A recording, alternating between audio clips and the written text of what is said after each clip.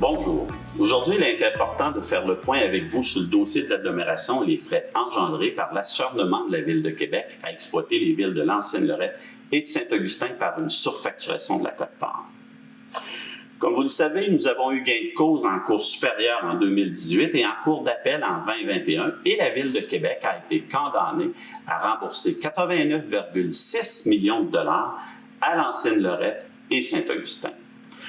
On pensait bien pouvoir tourner la page et débuter une nouvelle ère avec la nouvelle administration de la Ville de Québec.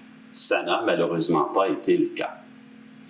Dès décembre 2021, la Ville de Québec a fait adopter à l'agglomération 2 règlements imposant sa vision de la fiscalité de l'agglomération de Québec aux Villiers. Par ces règlements, ils ont dicté leur propre base pour continuer de nous surfacturer. Nous n'avons eu d'autre choix que de contester ces règlements en cour supérieure et à la Commission municipale du Québec.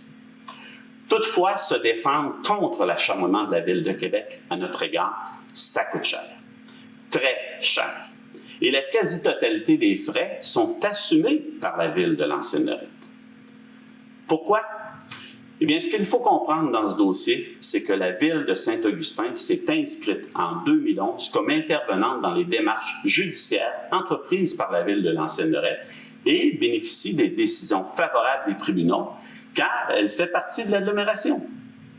De son côté, la Ville de l'Ancienne-Lorette pilote le dossier et a investi plus de 12,3 millions de dollars en frais d'expertise juridique et comptable depuis 2011.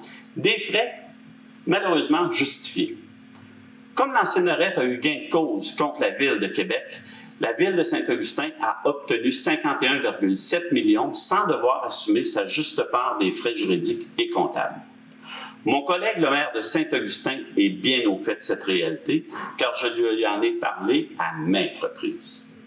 Cette réalité est que sur le total des 89,6 millions de dollars remboursés par la Ville de Québec, près de 57 %, soit 51,7 millions, est versé à Saint-Augustin et 43 % à l'Ancienne-Lorette, alors que la majorité des frais sont payés par l'Ancienne-Lorette, soit plus de 12,3 millions de dollars à ce jour, et ce n'est malheureusement pas fini.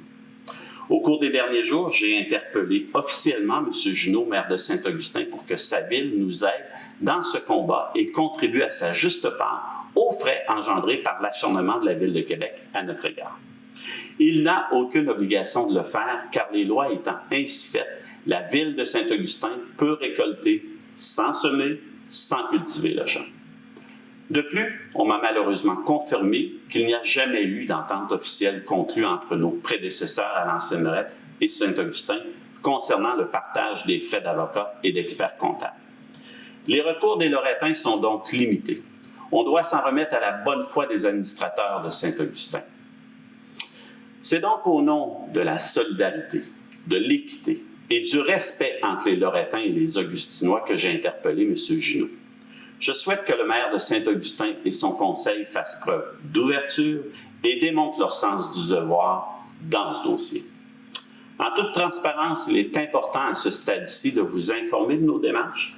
Je vous tiendrai évidemment informé de la réponse des élus de Saint-Augustin et la suite des choses. Merci